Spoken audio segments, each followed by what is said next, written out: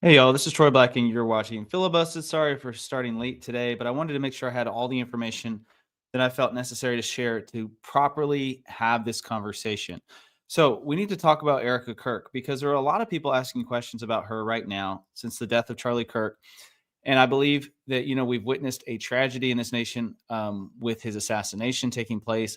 We've also witnessed what many would consider, myself included, a revival of sorts, and now there's a balancing act that I believe needs to come along with that. And what I'm going to say is going to be very candid. I'm going to be very transparent today, but I believe this is a conversation we need to have. And I would hope that you could take this with a grain of salt and understand that I'm not levying accusations. I'm not trying to say this person did this or this person did that, but rather I'm trying to sort through and work through some of the odd behavior and some of the allegations that have come out.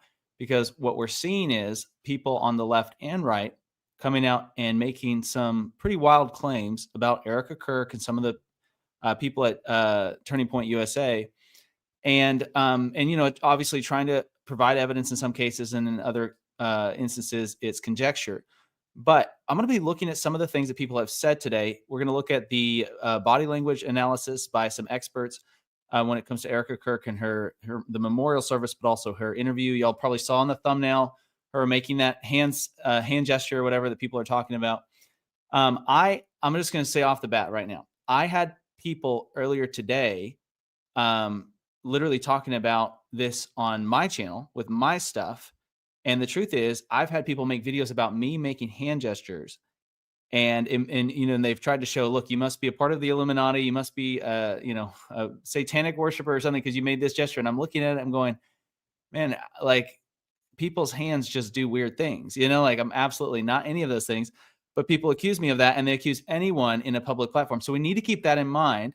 Now, I'm not saying that that's going to immediately prove someone innocent just because coincidences do happen, but we need to keep that in mind. So we need to keep both sides of the argument in our mind while we're going through this. And I'm just going to throw this up here right away. Okay, I was going to go into this a little later. This is Proverbs 18:17. It says, "The first to plead his case seems right until another comes and examines him." So this is an old proverb that's still true today. The first to plead his case seems right. Why? Because they come with a bias and a conclusion, and sometimes they bake that conclusion into their premise, but they give only the evidence that supports their side, and so they seem right. If you ever have attended a court case, in a court of law, probably the first lawyer to get up and present his case seems correct until the next one gets up, right? And then they provide the other side of evidence, and then now you're left to weigh and come to a conclusion. And so that's what we need to do as those that are watching the news and trying to follow these stories, is we need to look at both sides, and we also need to wait to come to a conclusion. Because if you come to a conclusion too quickly, then you're going to look at everything through that lens. And now we're just trying to find evidence to support our conclusion instead of actually trying to work through what's really going on. So I want to say this. Here's my first thought on the situation. It has to do with the money. There's a lot of money behind TPUSA. Whether the money continues to flow or not depends on, in my mind, whether the organization continues to promote the same things, or at least it should, right? That's not always the case. I've seen instances where a nonprofit or an organization of some sort loses its founder or its leader in one way or another, whether they step down or pass away, and then a family member or somebody else will take over, and they'll take it a completely different direction. And some people still continue to support it based on in honor of the person that they remember being the leader before, or what the organization was founded for or used to stand for. And sometimes it goes the right way, sometimes it doesn't. So there's a lot of money here, and some of the things that we're going to talk about today have to do with the money. Okay. So, and I believe some of the pressures that are happening right now when it comes to Erika Kirk and some of the things we've seen has to do with money, right? So here we go, right here. Donations for Turning Point USA pour in after founder Charlie Kirk's death. Okay, so obviously this is a very sad time for her and her family.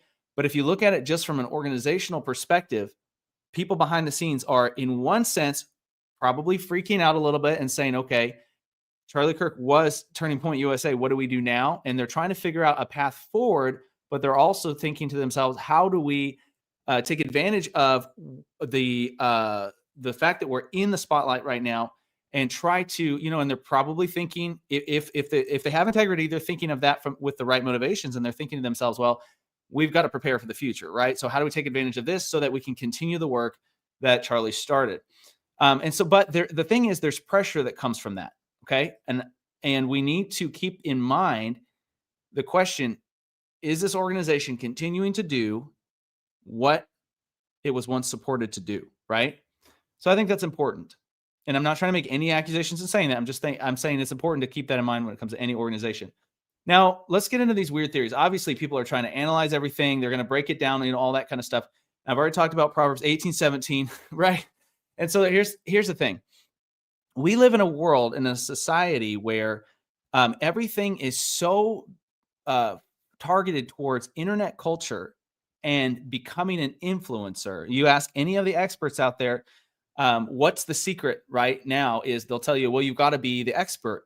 And in today's culture, it's you got to be the influencer. Like, that's what they're saying, is like everything's pointing in that direction. And not everybody's called to that, but in some cases, it's helpful. In other cases, it's a problem, because what's going to happen is, whether Erika Kirk is innocent in every way possible and never did anything wrong in her life or whatever, whether that's true or whether she's involved in something, these videos are going to be made either way because of the culture we live in. So we've got to realize that just because people are saying things, just because they're asking questions, just because they're making videos, does not mean that somebody's guilty. We've got to realize that. Okay. Now, that does not mean they're innocent either, right? But at the same time, we need to keep that in mind, that is the internet culture is going to do things that they do because that's the way it works. Okay. So people are going to, of course, people that don't like Turning Point USA. And here's the thing. I'm not even, if somebody was not already a supporter of what Charlie was doing, I'm not going to listen to them when it comes to their critiques. Now, why? I mean, I'm not saying they can't have valid critiques, but I'm going to show less interest in listening to them. Why? Because at this moment, when the founder is gone, the organization is experiencing a very extreme time of weakness. And so if you're trying to tear an organization down, now would be the time to do it, right? So we've got to be aware of that as well. So here's my first thoughts on Erika Kirk. Body language analysis, hand symbols, all that kind of stuff. People are saying Illuminati. They're saying, a bunch of stuff. I agree that some of the things that I've seen are odd, but I'm not going to jump onto a theory train without overwhelming evidence. I'm just not going to do that. Now, you can if you want, but that's my personality. That's what I believe wisdom would say, is we don't jump onto a train unless there's overwhelming evidence. And what I've seen so far has mostly been conjecture. I'm going to get into a few things today. There are some odd things happening, but it's mostly conjecture.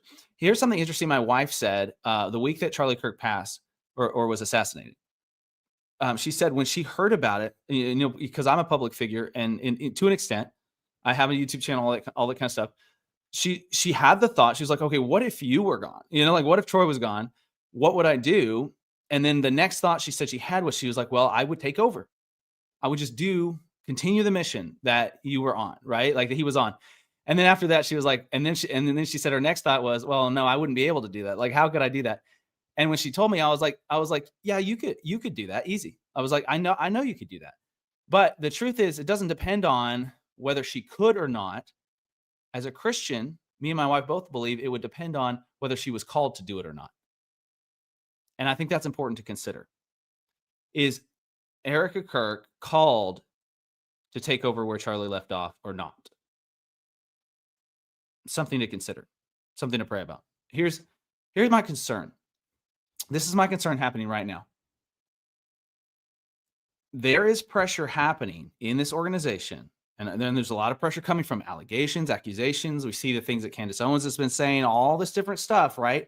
So there's a lot of external pressure that makes it harder, but there's also internal pressure, and it's pressure coming from either someone in the organization wanting to jump at the opportunity to keep things going. So she's feeling that pressure, or it's either or she's either also pressuring herself, or the pressure's coming from herself, but she could also be pressuring herself not to drop the ball.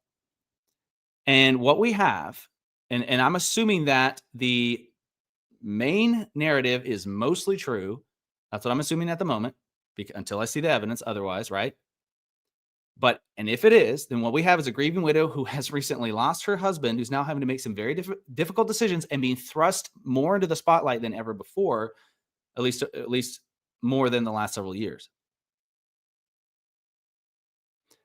So here's what the body language expert shows. Let's look at this real fast. So this is her. She's thrust into the spotlight, right? And people expect her to act one way, and she's maybe not acting that way. Okay, this is the behavioral arts.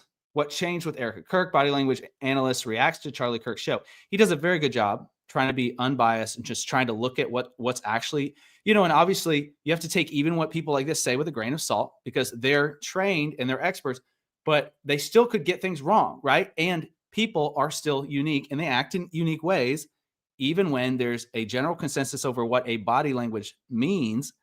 It doesn't always mean that because people do weird things, right? But one of the things he talks about how in this video we just looked at, how her left hand is very animated and her right hand is not, okay? And when you talk, you animate your hands to try to illustrate what you're saying visually, to try to add to what you're saying visually. I'm making a point right now when my hands land right now. We just do this naturally, right? But he said it's very unnatural to do it with one hand and not to do it with the other. And most of the episode, her right arm is concealed, it's covered. And he said that is indicative of built up tension that's showing itself on the right side of her body. That's what he's saying here. So obviously take that with a grain of salt, but that's what the expert's saying through his analysis. There's built up tension. So what are we seeing? We're seeing almost like a two-faced thing where it's like, I'm in the spotlight and I'm being the presenter, I'm doing the thing, but also there's a lot of tension here and I'm frozen, right? Okay, so what does that mean? There's two different things. There's conflicting things happening right now, okay? Which makes sense. That actually goes along with the main narrative, right? He talks about the incongruity when it comes to her body language. So he says it feels odd to people that they see real smiles, what he describes as a real smile, and fake smiles mixed in, going back and forth, real smiles, fake smiles, right? And he says there's an incongruency there, which a lot of people have commented on. But here's the thing. If you are a grieving widow who just lost your husband and you feel pressure either from an external source or yourself, I can't drop the ball, got to stay in the spotlight, got to keep things running, got to keep things moving. And we're going to talk in a moment about where that pressure is coming from. And it's probably not very healthy, but I'm going to show y'all where that's coming from, where I believe it's coming from. But there's going to be incongruency. There's going to be almost I hate to say it, almost a split personality in a sense. I'm not saying she has a split personality. I'm just saying there's going to be what seems like that. Why? Because there's two opposing forces at work. So he talks about that. Let me show you the responses on this video. Because a lot of people have said, no, a grieving widow wouldn't act like that. There's no way a grieving widow. Well, let me show you the responses. Here's the comments. I've been to funerals where people laugh and tell jokes at 1 minute and cry the next. Grief is weird. That's just reality. That's true. From the times that I've grieved for people that I've loved who have lost, I can 100% testify to that being true. And other people in my life have lost people as well. I lost my 28-year-old wife 2.5 years ago. It still feels like yesterday. I probably cried for a year straight, but in public, I did my best to smile and quote unquote act normal because I didn't want to be treated differently. And honestly, I didn't want to cry in front of people. It's easy to judge someone when you're not in their shoes. Grief comes out in so many ways. Another one. I spent 3 weeks with a girlfriend of mine who recently lost her husband. We had times of laughter. We had times of tears. Emotions definitely come in waves and are different for everyone. Another one is, let me see if I can find it.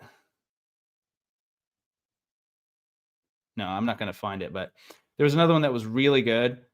And if y'all want to go look, I would encourage you, if you're trying to, judge someone just based on the way they're acting in public after losing someone, go read through comments like these on a video like this, and you'll start to get a different perspective. But let me say the other thing that he mentions in this video. He also talks about how her emphasis, the times where she emphasizes things with her hands or her facial expressions or eyes, has to do with the mission of TPUSA. So the emphasis always landed on the mission, continuing the mission, continuing the work, the footage they hadn't shown yet that they shot, the things that they were working on, right? Which is a good mission. I would agree, because I agree with the mission of TPUSA, generally speaking, absolutely. And so there's a good motivation there when it comes to the mission, but there could be some negative pressure And see, I was a part of a very large nonprofit organization at one point, not as large as TPUSA, but large, very large. And what I saw was the good and the bad. I saw a lot of good. There's a lot of, uh, you know, um, we want to stay on target. We want to, here's the mission, doing things because of the mission. But there was also some, when it came to the practical pressures of the day to day and getting work done, there was a lot of pressure coming from, well, we got to keep the donors happy. Well, we can't do the mission if this is not happening. Or did you forget about this person that's very temperamental, who is, part of the organization, and we got to keep them happy, or else because their involvement impacts the mission, right? Like all those things, or their involvement means I don't get fired or whatever. It's like, so there's a lot of practical pressures that can happen that aren't so good, even if the mission's good. So we got to keep that in mind as well. So I'm not accusing. I'm just saying we need to keep a balanced perspective. I'm not accusing of anybody of anything. I'm just saying we need to keep a balanced perspective. But I honestly think there's more happening here with Erika Kirk's response and some of the quote unquote two-faced responses we've seen, right? The behaviors, the pressures, where are those coming from? Well, I'm going to show you in a second. I'm going to play a quick message from our sponsor. So I want to say thank you to our sponsor, Genesis Gold Group, because y'all are making these videos, us be able to do these videos. It's very expensive to run a YouTube channel like this, multiple hosts, research, all that kind of stuff.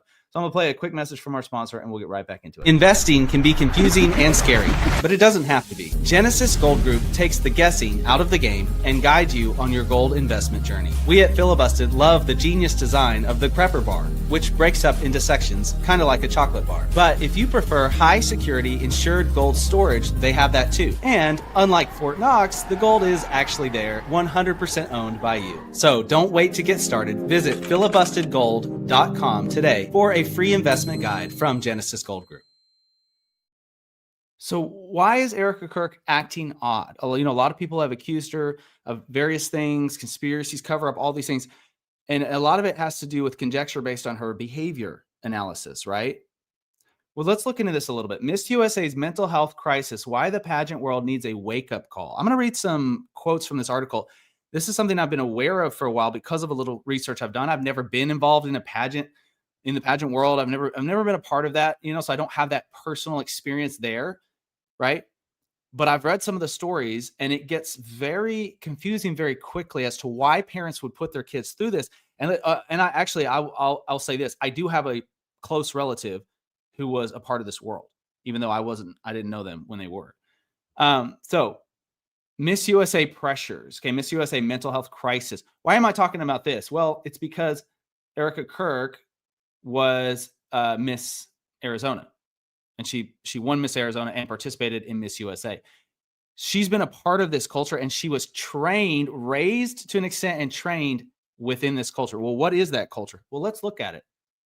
Let's see, and think about for a second where you came from and how much that affects how you perceive the world and act today and behave today. How much if somebody is traumatized when they're young, that can affect them their entire life, right? Well, let's look at this. Let's read some quotes from this article. More news is igniting a firestorm in the pageant world and exposing the mental health issues women and girls who participate in the pageant system face. Right here. Okay. I'm going to scroll down. This is talking about a specific person. I don't know how to say her name, but I think it's Nolia. Maybe Nolia had this light about her. You could feel warmth from her, and all of a sudden things started turning, or even in her smile, you could see that sometimes it just wasn't shining as bright. You could tell that she was struggling. Okay. What is this indicative of? Somebody who's got two opposing forces mentally happening, two different conflicting nature, right? And this is normal, according to this article, for people that have gone through this pageant lifestyle. And this is talking about people actually stepping down because of the pressures. The winner stepping down. Okay, I'm gonna scroll down here and read another part here. Okay. It's a position that requires exceeding expectations, going above and beyond in your performance, being highly engaged and always, quote unquote, on. Being highly engaged and always on. Erika Kirk has been trained for this lifestyle. She's been trained for years. She was a part of this. And then look, it says, you're thrusted into social media stardom, which often comes at the expense of cyberbullying and the pressures of curating a perfect lifestyle. These are people who have to curate a perfect lifestyle for their job. So she's been trained in this way, right? Experiencing micromanagement and microaggressions on a macro level. It's a glamorous job, but by no means an easy one. Okay, imagine for a second that that's your world. You experience micromanagement and microaggressions on a macro level. Like, wait, did I smile? Did my lip curl at the end of that sentence? Did I smile correctly? Did I do this? Did I do that? How was I poised? Did I pose myself right? Was my head tilted too far down or too far up? Like, these are the things that they're trying to think about. And so imagine for a second that you're a grieving widow and you've got this other conflicting, pressure. You've been told this is the way you have to be for years and years. And these two things happening at one time. Well, of course, you're going to have a situation like this one. Of course, you're going to have somebody who is struggling in front of the camera. I'm just going to say that. Okay. So we got to keep the full picture in perspective. And obviously I've said this, I'm working with the assumption that the major narrative is mostly true. I'm not talking about the killer and all that kind of stuff. There's obviously people are asking questions, and they're looking into it, whatever. Okay. I'm talking about the major narrative when it comes to Erika Kirk. That's what I'm talking about. Okay. I'm going to stay close to the narrative with an open mind, unless I see further evidence, unless I see clear, very hardcore evidence otherwise. And I haven't seen that. Okay. I've seen a lot of conjecture, a lot of assumptions, a lot of people saying, look, she flashed this hand symbol. It's like, for real. Like, you probably flashed hand symbols today you didn't know about because your hands just do things and you don't even know what all the symbols are. I mean, did you memorize all the satanic symbols so as to make sure your hands never accidentally fall into that position? Like, it doesn't make sense, saying, like, jumping to hardcore conclusions based on that. And I'm not defending her as a person at all. I don't know her. I'm just saying, if you're going to be asking these questions and you're going to be going down that rabbit hole, make sure you're looking at it through a balanced perspective. That's all I'm trying to say. Okay. I'm not saying people can't ask questions. They can, but show me the evidence, right, before you come to your conclusion. And so now we're going to get to a very weird thing that somebody raised that I do. It's a channel I do like, but I don't like the conclusion they necessarily came to, but I do like the fact that they brought this up. Stephen Miller delivers heated remarks at Charlie Kirk's memorial service. We are the storm. I will say, here's an example of an oddity. Okay, I'll say this. White House Deputy Chief of Staff Stephen Miller delivered remarks at Charlie Kirk's memorial service. And I'm just going to read some of the things he says, okay, in this strange presentation that he makes. Now, in the context of Charlie Kirk being assassinated, a lot of conservatives, getting together to mourn Charlie Kirk, to say, hey, what's next, right? I understand why he says what he says in that context, okay? But looking at it a few weeks later, out of that context, it does seem strange. And that's all I'm going to say is it seems strange. It seems strange, okay? I'm going to read some of these. He says, Erika is the storm. We are the storm. Our enemies cannot comprehend our strength. Our lineage and our legacy hails back to Athens, to Rome, to Philadelphia, to Monticello. Our ancestors built the cities. They produced the architecture. They built the industries. He says, Erika stands upon years of warriors, of women who raised up civilization, who pulled us out of the caves of darkness into the light. The light will defeat the dark. So I agree with the idea of the light defeating the dark. Absolutely. At the end of the day, though, as a Christian, it depends on whose light you're talking about, right? I mean, because the devil comes as an angel of light. He continues to say, they cannot imagine what they have awakened. They cannot conceive the army they have arisen in all of us. To an extent, I think that's fine, right? But then he keeps going on. He says, we are the ones who build. We are the ones who create. We are the ones who lift up humanity. Well, that's not true. We're not the ones who lift up humanity. That would be Christ. That would be God, right? He was lifted up so that we could be resurrected. But look what he says about Charlie. He says, you have made him immortal. And I understand in the context, he's talking about his legacy and the movement behind. Absolutely, right? But only Christ can make someone immortal. And if you look at all the things that he says together, it's very strange, okay? Then he says this. He says, you cannot defeat us. You cannot slow us. You cannot stop us. You cannot detour us. And he says, you have no idea the dragon you have awakened. What? Very strange. Now, this does not incriminate him, but I'll say it is odd. I feel like he has some explaining to do, okay? It does not incriminate him, and I think that's the thing about internet culture, Candace Owens, and all these kind of, it's like, as soon as somebody says something weird, now they're incriminated, now they're evil, and it's like, no, that's not true, but we can ask questions, right? It doesn't make them the devil, doesn't make them evil automatically, but if somebody says something weird, it's like, okay, well, why did you say that, right? Let's hear an explanation. Maybe it was a weird day. But he says, you have no idea how determined we will be to save the civilization. Again, you can't do it. Stephen Miller, you can't save the civilization. Only God can do that. He said, we built the world that we inhabit now. He said, we are on the side of goodness. We are on the side of God. Now, again, as a Christian, I understand that in Revelation, there will be an antichrist that says we're on the side of God and they're not on the side of God. And some of the things sound strangely familiar to some of the bloodline things that are found in Scripture that a lot of Christians will know about. Some of that stuff from back in the day, some of the quote unquote builders, right? He keeps talking about we're the ones who built, and the question is we who, right? The rise of Stephen Miller, the architect of Trump's hardline. I mean, this is the first article that popped up. Okay, like I'm like, dude, come on, like use some better words, right? Okay. I'm not saying, I'm not making an accusation. I'm raising a question. Okay. If y'all want to know more about what I'm talking about, the bloodlines and all that kind of stuff, obviously you can go look into Freemasonry and stuff. And here's the thing. I think this guy he was part of like a anti-Freemasonry pact or something at one point. And so now that doesn't prove you're innocent either, but you know what I mean? So it's like, you got to look at the full picture. But I'm actually, I'm coming out with a book in February 3rd called The Mystery of the New Babylon, Decoding the End Times Agenda Threatening Your World. It's available for pre-order today. It's actually, I think, just became available this week for pre-order. So if y'all want to go grab a copy, there's a paperback and a Kindle version. And I actually talk about the bloodlines in this book. So if you're interested in that, there's that. And that's all I'm going to say about that.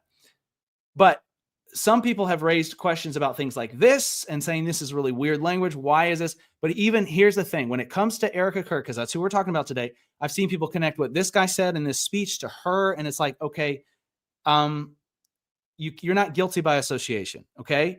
He's not guilty just because he said some weird stuff. Now, it does raise some questions that I think need to be answered. Okay. There's weird stuff that he's saying, but at the same time, that doesn't incriminate Erika Kirk. And so we've got to not jump to conclusions. You can look at connections, you can look at the dots, but don't jump to conclusions unless there's hard evidence. That would be my encouragement. Here's another weird thing that they did. Okay. The phone situation. All right.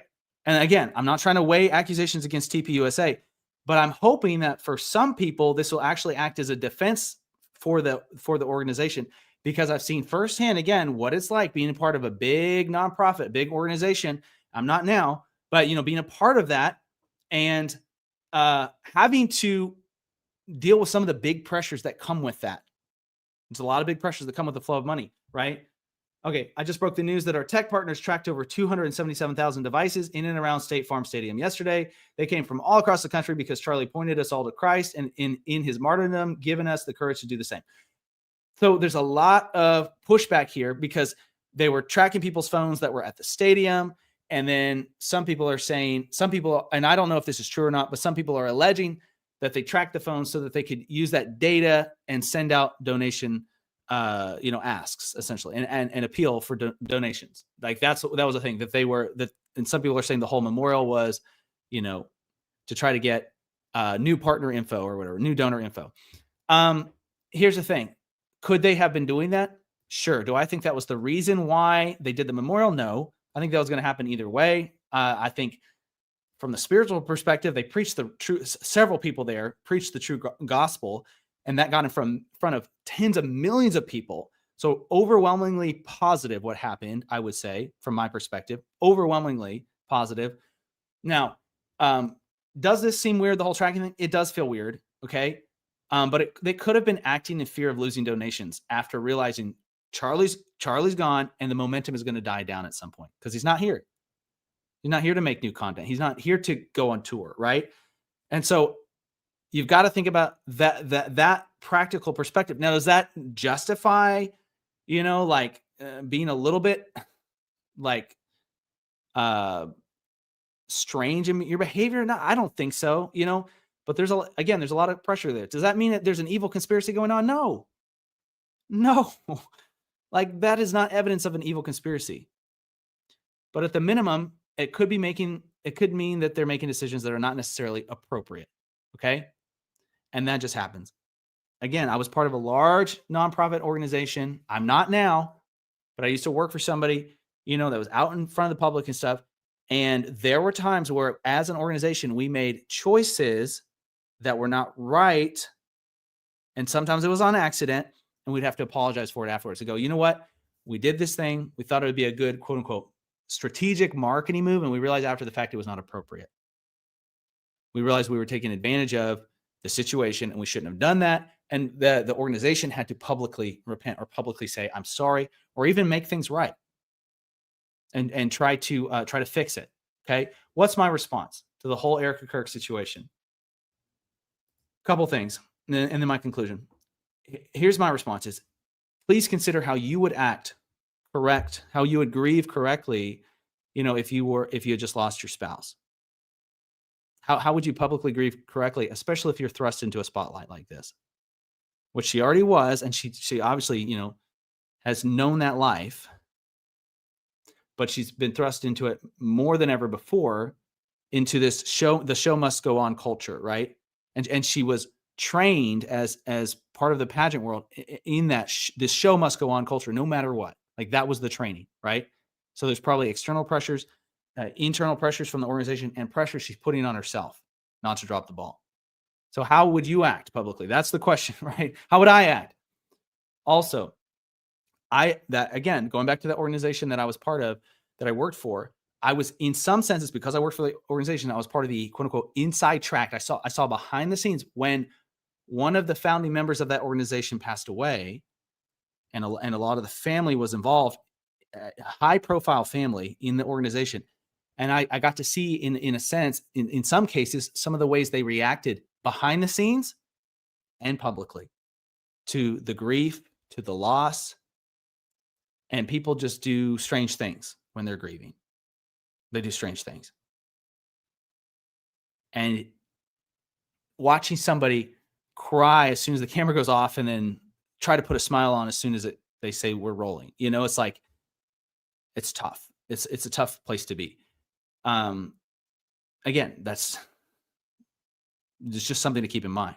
Here's my conclusion. This leads me to a conclusion that I think is going to be very controversial for some. Okay. You don't have to agree with me. This is my thought. She does not need to be in the spotlight right now. She does not need to be in the spotlight right now. Whether she's called to be the CEO of Turning Point, USA or not, I'm all for that if that's where she's called to be, 100%, right? From what I know about her, I think she could do it. I don't know that much about her, though, so I haven't seen a lot from her. So, time will tell. But I think she needs to take some time away. Because if the general narrative about her is true, and if we're watching a grieving widow, which that's what I currently believe, that's my perspective, I still think we are, then there's no way she's had time to heal or even really begin to process the emotions of what occurred and the hurt that she's experienced. And so for me, I would encourage, and I would push back against the leadership at TPUSA and say, hey, bring in some other, keep bringing in guests. Don't make her do anything right now. That would be my appeal from what I know, limited as my knowledge is about the situation. That's it. That's all I got. Y'all let me know what you think. There's the conversation. It's out in the public now. But, again, I'm working off of what I know now. I'm working off of the information that's available. We'll have to wait and see what comes to the light, if anything else. And, and I'll respond to that then, possibly. But I think it's very easy to jump to conclusions. And I believe, especially, some people watching this are not Christian. And I'm glad you're here. But a lot of people watching this are Christian, or some are. And I would say, as a Christian for myself, I don't want to jump to conclusions without weighing the full picture. And I'm going I'm going to go right back to this and then I'll jump off. Again, Proverbs 18:17. The first to plead his case seems right until the other comes and examines him. So we need an examination of the examination, right? To get the full picture. All right, that's it. I'm hopping off. I hope y'all enjoyed this, and we'll see you again tomorrow. Gold is not just a backup plan if the world falls apart. It's an investment opportunity that could set you up for generations. There's never really a bad time to invest in gold, but you want to make sure you have the right guide, and that is where Genesis Gold Group shines. Whether you are a first-time buyer or a seasoned investor, their trusted expertise and competitive pricing makes them an easy choice. They offer tangible assets in case of emergencies, but they can also design the perfect IRA just for you. And they'll even cut through all that confusing red tape from the IRS. We at Filibusted love the genius design of the Prepper Bar, which breaks up into sections like a chocolate bar. But if you prefer a more high-security insured gold storage, they have that too. And unlike Fort Knox, the gold is actually there and 100% owned by you. Genesis Gold Group is a safe, simple, and convenient way to invest. Visit filibustedgold.com today for your free investment guide from Genesis Gold Group.